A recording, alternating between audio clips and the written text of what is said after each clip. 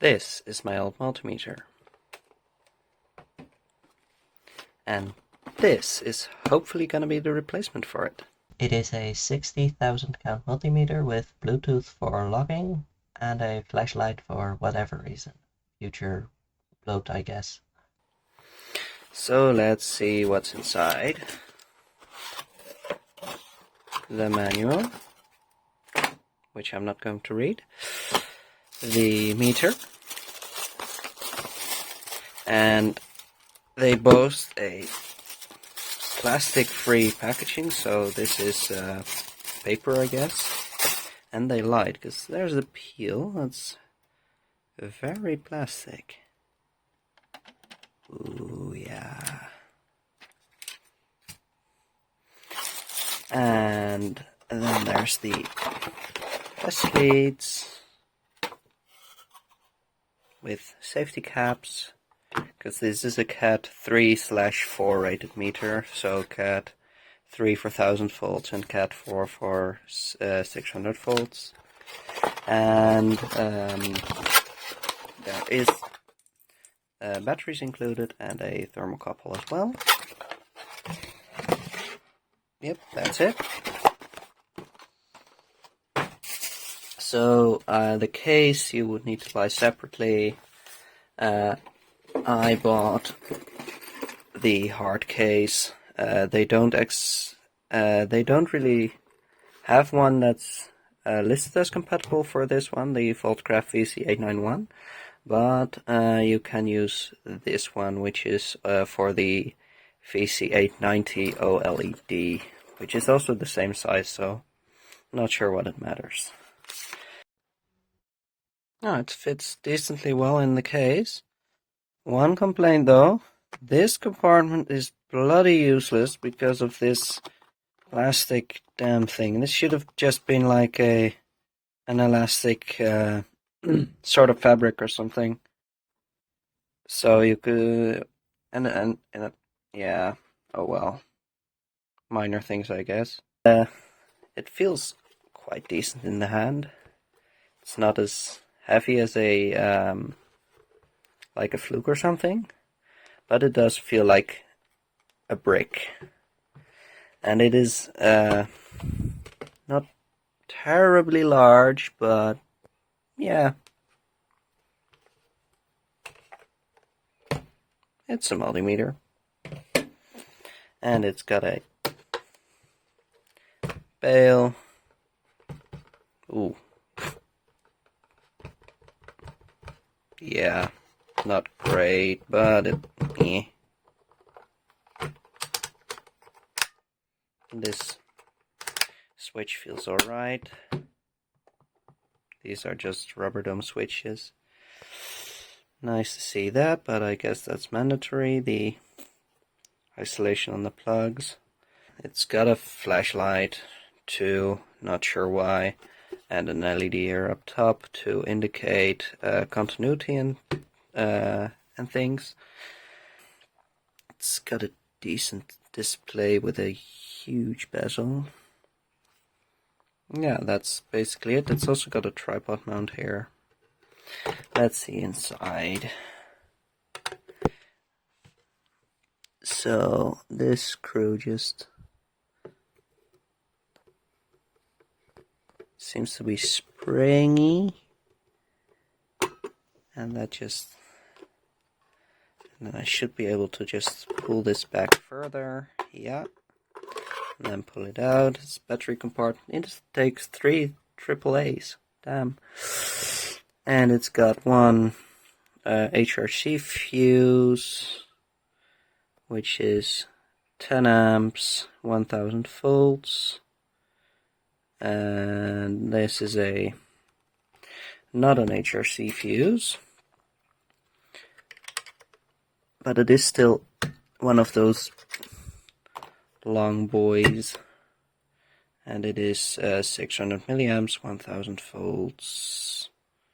Does not specify the brand nor this one, but hey, they're fuses, so they should work for at least 6 minutes until I blow them up.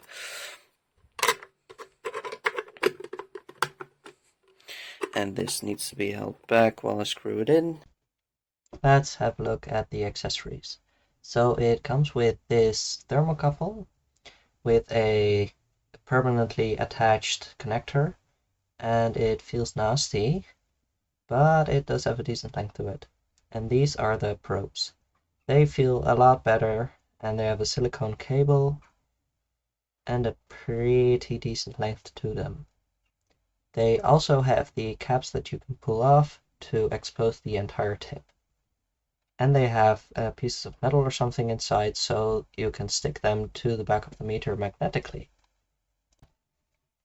And there's also 3 AAA batteries from the brand Sun Padao. Amazing. Now, let's have a look in this meter. Because, as Dave from the EV blog always says, don't turn it on, take it apart. Yeah, that's the battery door. So the 3 AAAs go there. Got a 600 milliamp small boy fuse there, and a big 10 amp HRC fuse. And there's also no blast protection below them, so yeah. I was told this is basically a Unity UT171. So that's what we're gonna see inside, if there's any of that branding over inside. Although I doubt it, because Voltcraft does sometimes make decent stuff with their completely their own branding. There are exceptions, such as the power supply I have. It's got the O1 branding still inside, and it's also very awful to use, honestly. Drifts like mad. So I hope this meter will be better.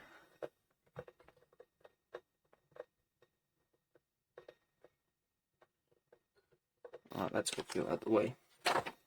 Not gonna read that ever. There. So for self-tapping screws,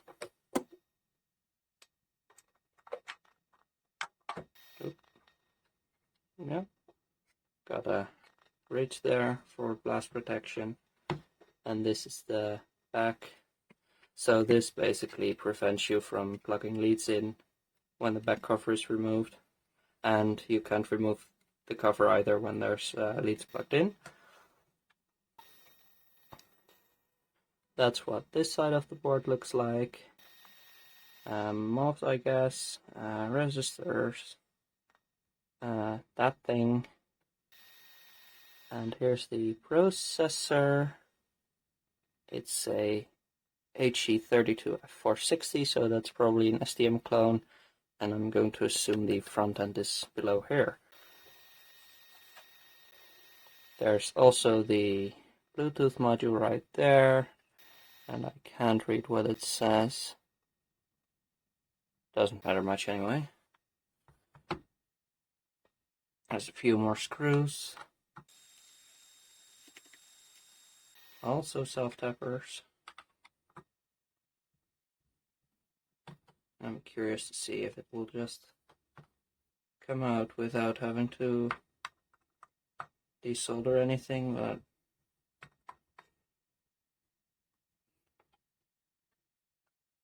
we'll see soon enough, I guess.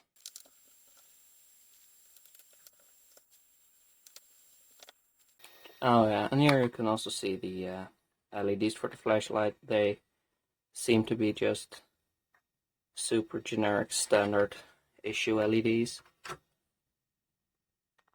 So I doubt they're going to be super bright or anything. But I guess they'll work alright.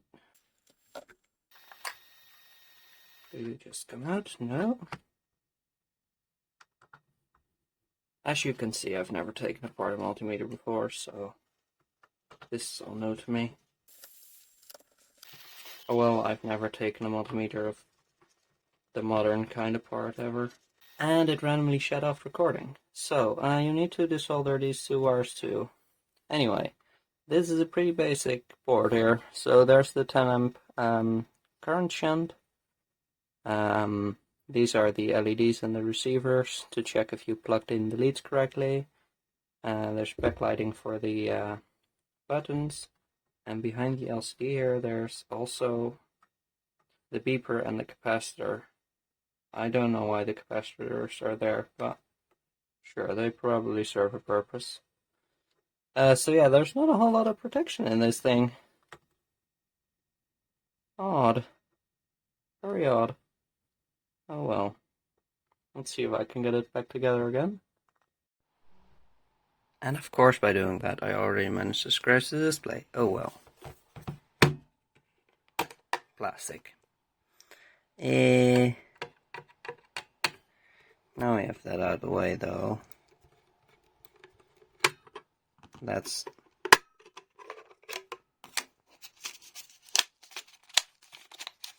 put these batteries in. These Sunpadao, right? And they are made in China, alkaline batteries. I guess I would prefer carbon zinc or something, but can't have everything. It was only 250 bucks anyway, so there's that. Again, need to hold it down. Okay. Oh dear.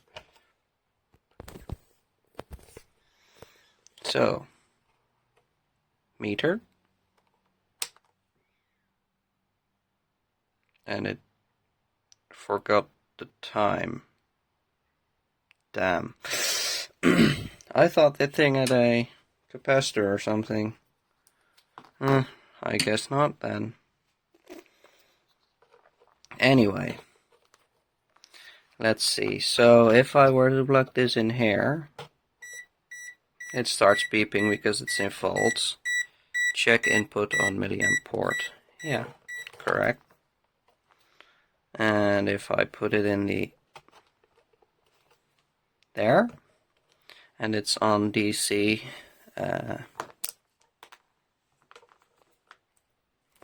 don't need these where we're going. Unsafe, yeah. Okay, then I'll just turn on my power supply.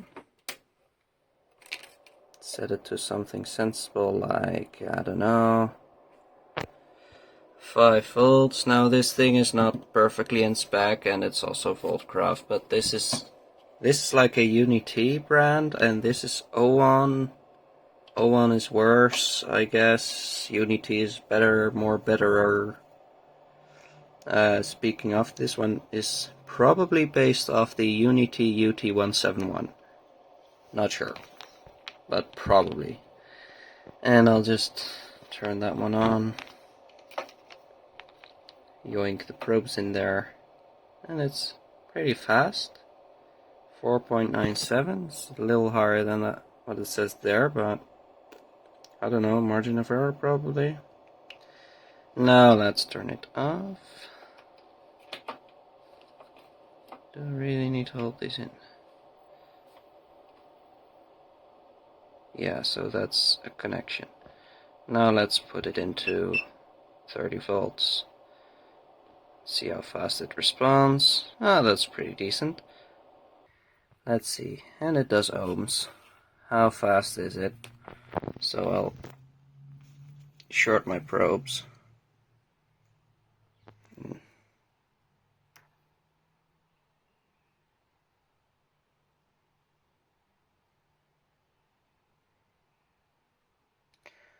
Yeah, it's not that fast.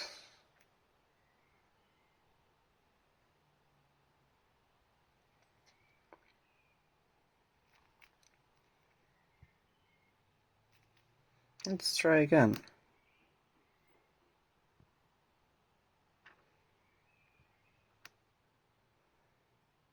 No, it's not fast. Let's try continuity.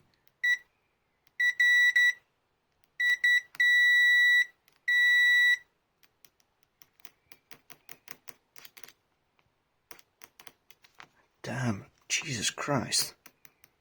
It is not fast. No, it is very much not fast. What if I put it in diode test? So that beeps too, but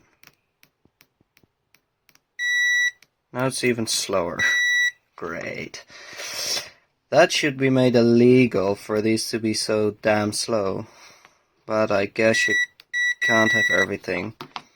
Let's just give it a shot on this yellow thing.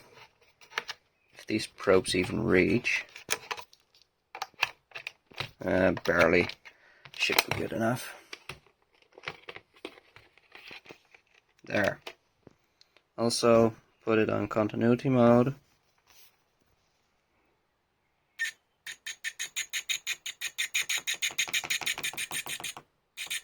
That's way faster. How the hell? This thing is 30 years old by now. What the fuck? Oh well. I guess it doesn't really matter. It's not it's not gonna be used for that high speed kind of thing, so it takes about a second or so. Not great. Okay. Let's just do AC volt. I put it back on U. And the select button. Okay, I don't have an AC power supply, so yeah. Gonna have to do it the janky way. Yeah, that's 230. About. How fast is it?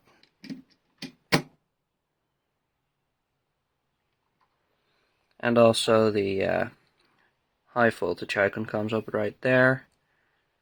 Yeah, it's relatively quick on voltage, but not very quick on the ohms and diode test. Yeah, okay, so let me get a capacitor now and see if we can measure that. Okay then, I have a few passives. Let's just try with the biggest one. It's 1000 microfarad or thereabouts. I did go back to my Hirschmans because I have the grippy things. There. Let's see how fast it is on a 1000 microfarad. Ooh.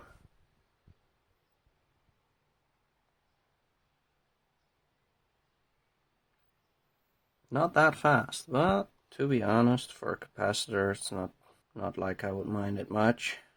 Let's try again.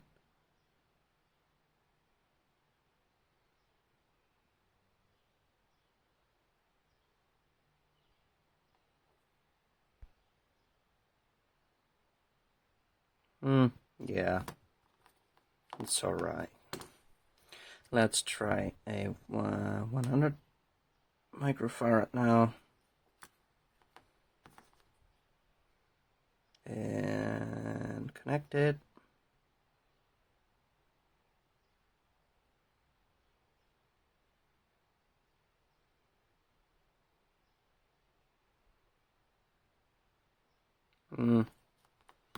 Yeah.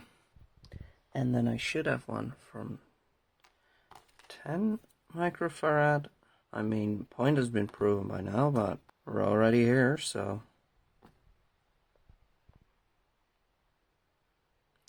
that one's much faster. I guess the AAAs just can't send out much currents, so okay, let's try the ohms again. I have a 1 kilo ohm resistor here. I'll just let it fall into its highest range. There. And there.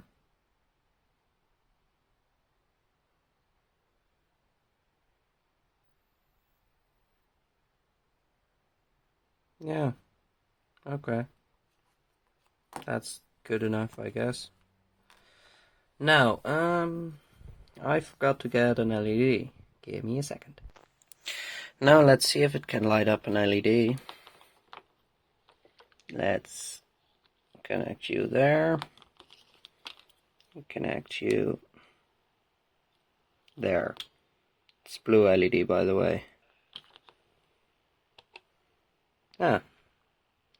Diode test, and it can light it up. 2.5 volts. Nice.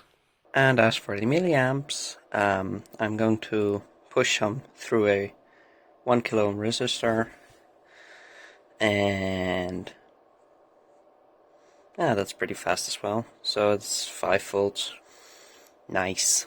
Yeah, let's try the thermocouple now. There is of course one inside, which you should be able to see if you short it out. Like so. 21.6, that's 3 degrees off. Oh well. And how about the included thermocouple? This camera was having a terrible day or something. It kept shutting down. What the heck is going on? So then, all in all, it's a pretty nice meter, I guess. It's a bit slow on the diode and continuity and ohms and capacitance tests, but aside from that, it's pretty fast and nice. I have not tested the logging functions yet, but I don't really care about that. I just wanted a 60,000 count meter that could do basic measurements relatively accurately, so this should be a good replacement for the Metex M3800. Yeah. So yeah, that concludes this. More soon.